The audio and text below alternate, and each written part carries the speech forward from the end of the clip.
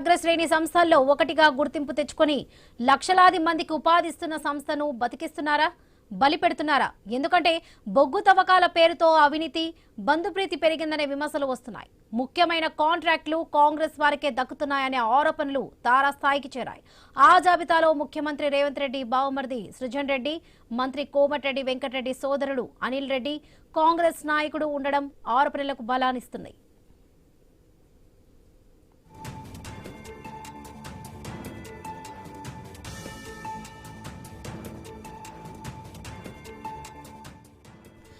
తెలంగాణలో రేవంత్ రెడ్డి ప్రభుత్వం కొలువుదీరిన తర్వాత 9 ముఖ్యమైన టెండర్లు పిలిచారు. వాటిలో ఒకటి ఇంకా ఓపెన్ కాలేదు. మిగతా 8 టెండర్లలో తొలి 2 మినహా మిగతా 6 ఎక్సెస్ కు కోటయ్యాయి. వాటినోసారి చూస్తే RGOCP3 ఫేజ్ 2 వర్క్ ను సుషి హైటెక్ ప్రాజెక్ట్ సంస్థ దక్కించుకుంది. అది మంత్రి కోమటిరెడ్డి వెంకటరెడ్డి సోదరుడు అనిల్ రెడ్డి కంపెనీ.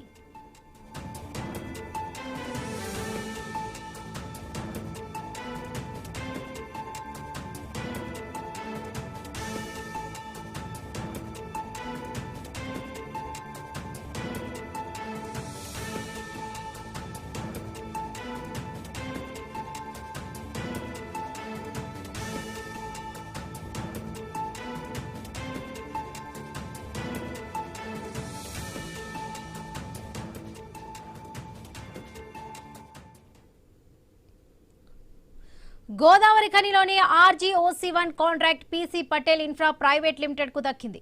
దీని owner Chhagan Bhai KTK3 BHP area work ను SP ఇంజనీరింగ్ కన్స్ట్రక్షన్స్ దక్కించుకుంది. దీంతో పాటు ఇదే ఏరియాలోని మరో వర్క్ కూడా ఆ సంస్థ సొంతమైంది.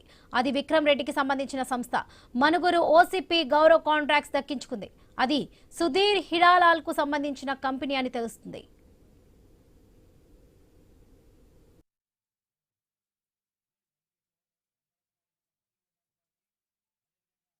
విక్రమ్ ఇంజనీరింగ్ అసోసియేషన్ వాళ్ళకు ఎటువంటి మరి నామినేషన్కు సంబంధించినటువంటి ఎవరు పోటీలో లేకున్నా కూడా దాన్ని వాయిదా వేయాల్సినటువంటి అవసరం ఉన్నప్పటికీ కూడా ఈరోజు యాజమాన్యం వాయిదా వేయకుండా ఆ టెండర్ని విక్రమ్ ఇంజనీరింగ్ కన్స్ట్రక్షన్ వాళ్ళకి ఇవ్వడం జరిగింది.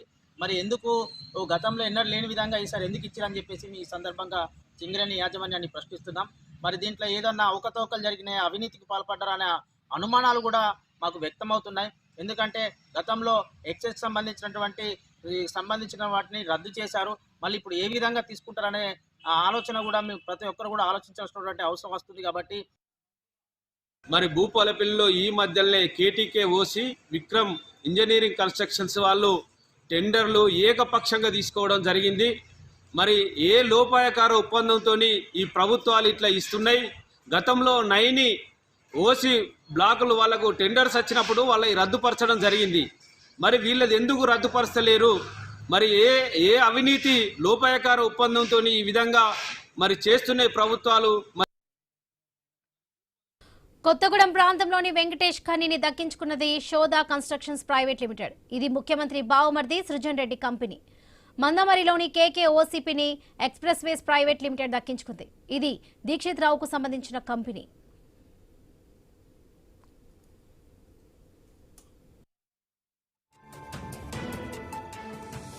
RGOC2 ఎక్స్టెన్షన్ వర్క్స్ ను C5 ఇంజనీరింగ్ సంస్థ సొంతం చేసుకుంది. దీని ఓనర్ CH సుశాంత్ కాంగ్రెస్ నాయకుడు చెన్నాడి సుధాకరరావు కుటుంబ సభ్యుడిగా చెప్తున్నారు.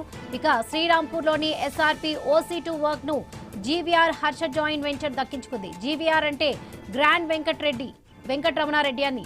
సో అందరికీ తెలిసిన కాంగ్రెస్ నాయకుడు.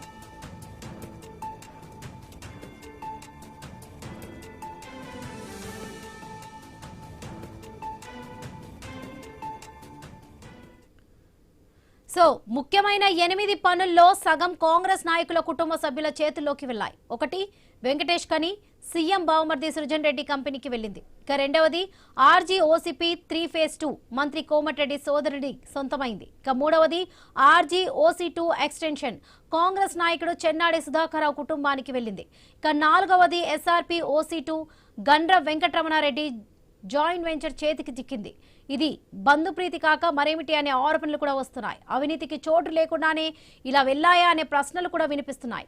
టెండర్ను ఎక్సెస్ కు ఇవ్వాల్సిన అవసరం ఏమిటని కార్మిక సంఘాల నాయకులు అయితే నిలదీస్తున్నారు.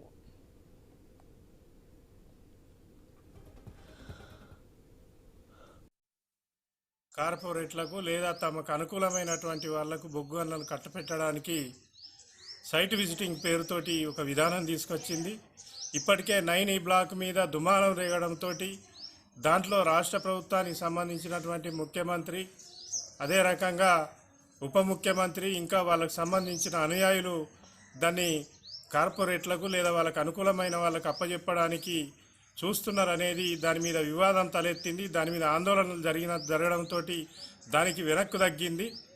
అది సైట్ ఏదైతే ఉన్నదో దాన్ని మేము చేయము ఇప్పుడు అనేది దాన్ని తాత్కాలికంగా వాయిదా వేసినట్టుగా చెప్తున్నారు. కానీ మిగతా గనుల పరిస్థితి ఏంది?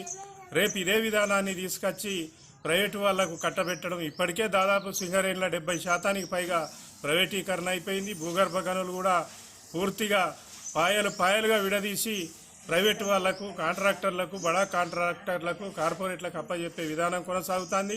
ప్రైవేటీకరణలో భాగంగా ఇప్పటికే బడా కార్పొరేట్ కంపెనీలు సింగరేణిని తిష్టవేసి దీన్ని పూర్తిగా కాజేసే. భూపాలపల్లి కోల్ బెల్ట్ ఏరియాకి సంబంధించి ఈరోజు అండర్ గ్రౌండ్ సంబంధించినటువంటి ఓసీ 3కి సంబంధించినటువంటి టెండర్లలో ఈరోజు విక్రమ్ రెడ్డి కన్స్ట్రక్షన్ సంబంధించినటువంటి కన్స్ట్రక్షన్ కంపెనీ ఈరోజు టెండర్ దక్కించుకోవడం జరిగింది. ఈ కన్స్ట్రక్షన్ సంబంధించినటువంటి కంపెనీ ఏదైతే ఉందో ఈరోజు ఎటువంటి పోటీ లేకుండానే టెండర్లలో దక్కించుకున్నటువంటి పరిస్థితి కనబడతా ఉంది. అంటే గతంలో పోటీ లేనప్పుడు ఈ పోటీకి సంబంధించినటువంటి టెండర్ సంబంధించినటువంటి దీన్ని వాయిదా వేసేటువంటి ప్రక్రియ జరుగుతూ ఉండేది. కానీ ఈసారి అటువంటి వాయిదా వేయకుండానే ఏకంగా ఒకటే పోటీ లేకుండానే వీళ్ళకి కేటాయించడం పట్ల ఉన్నటువంటి మతలాబేంటో ఈరోజు ఇక్కడ భూపాలపల్లి ప్రజానీకానికి దీనికి సంబంధించినటువంటి అందరి కార్మికులకు తెలియనటువంటి పరిస్థితి కనబడతా ఉంది. మేము ఒకటే డిమాండ్ చేస్తా ఉన్నాం, ఏదైతే ఈ టెండర్లకు సంబంధించి ఈ కాంపిటీషన్ ఉండాలి తప్ప కాంప్రమైజ్ ఉండేటటువంటి అవకాశం లేకుండా ఉన్నటువంటి పారదర్శకంగా నిర్వహించేటువంటి టెండర్లను ఈరోజు ఎటువంటి కాంపిటీషన్ లేకుండా కాంప్రమైజ్ అయ్యి ఈరోజు వాళ్ళకి ఇవ్వడం పట్ల ఈరోజు మేము దీన్ని పూర్తిగా వ్యతిరేకిస్తున్నాం. దీనిలో ఉన్నటువంటి మతలాబేంటో, దానిలో ఉన్నటువంటి అంతర్యం ఏంటో తెలియనటువంటి పరిస్థితి కనబడతా ఉంది. అసలు ప్రైవేట్ వారికి పన్నులు అప్పగించాల్సిన అవసరం ఏముందని కార్మిక సంఘాలు సూటిగా ప్రశ్నిస్తున్నాయి. సింగరేణి సంస్థ దగ్గర అన్నీ ఉన్నాయి, లేటెస్ట్ మెషినరీ ఉంది, మంచి ఆపరేటర్స్ ఉన్నారు, క్వాలిటీ మ్యాన్ పవర్ పనిచేస్తున్నారు. రెవెన్యూ పరంగా, ఎంప్లాయ్మెంట్ పరంగా దేశంలోనే ది బెస్ట్ కోల్ మైన్స్ గా సింగరేణికి గుర్తింపు ఉంది. అలాంటి చోట కోట్ల రూపాయల పన్నులను ప్రైవేట్ వాళ్లకు ఎందుకు ఇచ్చారు? వాటి వెనుక ఎవరున్నారో తెలీదా అంటూ కార్మిక సంఘాల నాయకులు నిలదీస్తున్నారు.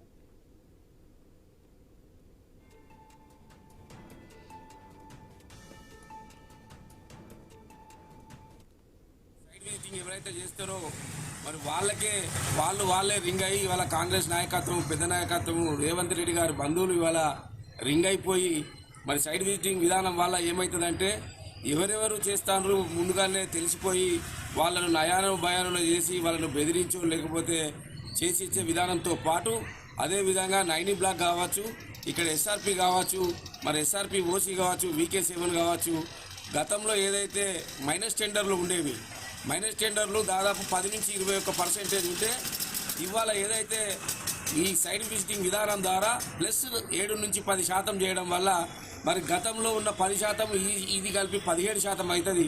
మరి ఇవాళ కాంట్రాక్టర్లు జేబులు నింపించే విధంగా ఇవాళ కాంగ్రెస్ ప్రభుత్వము తీసుకున్నది.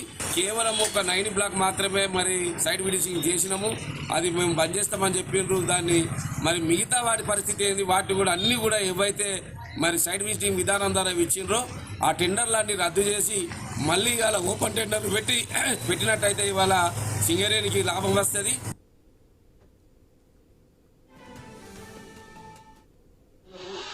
విక్రమార్క గారికి వాళ్ళ బంధువులకు ఇచ్చుకుంటూ ఇలా కొత్తగా ఒరిస్సాలోని 9 బ్లాక్ను కూడా సైడ్ విజిట్ పేరు మీద వాళ్ళ బంధువులకు అప్పచెప్పారు.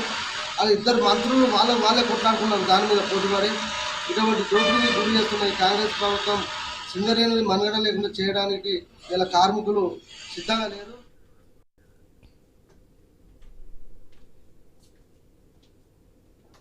గతంలో సింగరేణిలో బొగ్గు లభ్యతపై సర్వే జరిగింది. 185 అండర్ గ్రౌండ్ బావులను ఓపెన్ చేయొచ్చని అందులో తేల్చారు. కానీ ఓపెన్ కాస్ట్లపైనే ఇప్పుడంతా పడ్డారు.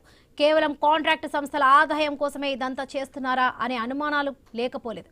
ఇక్కడ మరో విషయం ఏంటంటే దేశవ్యాప్తంగా బొగ్గు గనులను నిర్వహించే అతిపెద్ద సంస్థ coal India central vigilance commission పరిధిలో ఉంటుంది. అక్కడి అధికారులు భయం భక్తులతో పనిచేస్తారు. సింగరేణి ఏసీబీ పరిధిలో ఉంటుంది. రాష్ట్ర ప్రభుత్వం చెప్పినట్టు అధికారులు వింటారనే ఆరోపణలు ఉన్నాయి. అందుకే భయం లేకుండా పోయిందని, విచ్చలవిడి అవినీతికి బంధుప్రీతికి ఆస్కారం ఏర్పడిందని కార్మిక సంఘాల నేతలు ఆరోపిస్తున్నారు.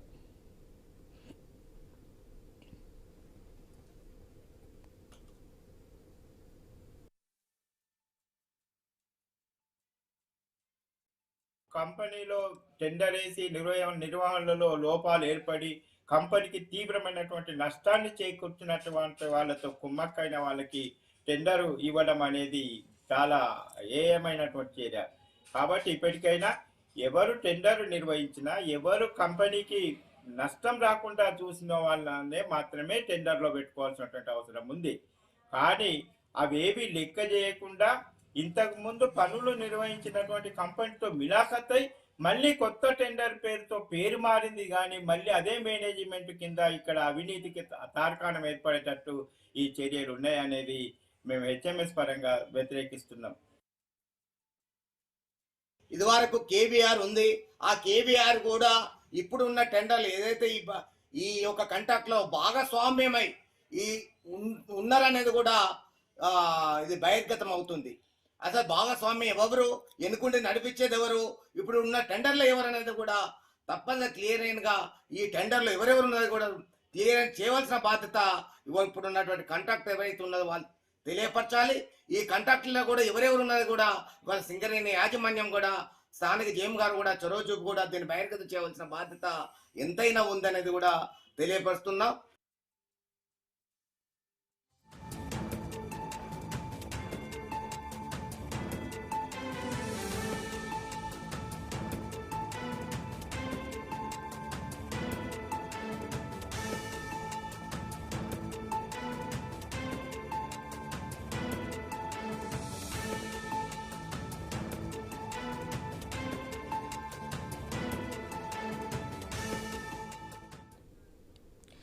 నైని కోల్ బ్లాక్ చుట్టూ రాజకీయ రచ్చ దేశవ్యాప్తంగా కంపుకొండుతుంది.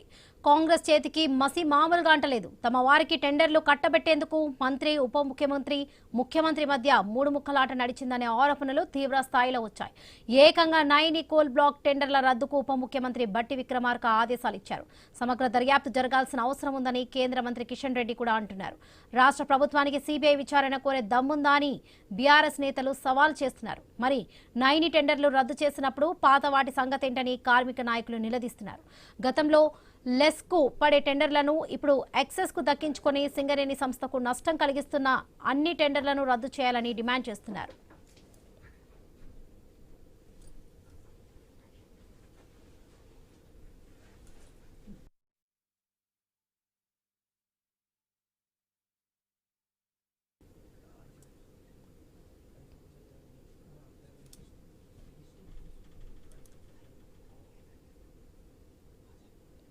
సింగరేణి సంస్థకు సంబంధించిన టెండర్లు చేసే వాళ్ళంతా కూడా రాజకీయ నాయకులు, వాళ్ళ తాబేదారులే, సాధారణ వ్యక్తులు, సాధారణ వ్యాపారస్తులు కాదు. సమూలంగా నాశనం చేయడానికి కోసం కంకణం కంటుకున్నట్టుగా అటు బీజేపీ, ఇటు టీఆర్ఎస్, కాంగ్రెస్ పార్టీ కూడా తప్పకుండా నేరస్తులే. ప్రభుత్వం ఏం చేస్తుంది? సింగరేణి విషయంలో ఎన్నడూ లేనన్ని విమర్శలు వస్తున్నాయి. తవ్వినా కొద్దీ అవినీతి బయటపడుతున్న నేపథ్యంలో వాట్ నెక్స్ట్? కార్మిక సంఘాల డిమాండ్లకు ప్రభుత్వం తలొగ్గుతుందా? నవ్విపోదురుగాక నాకేంటి సిగ్గనుకుంటూ తమ వారికే పట్టం కడుతూ ముందుకు వెళ్తుందా? చూడాలి.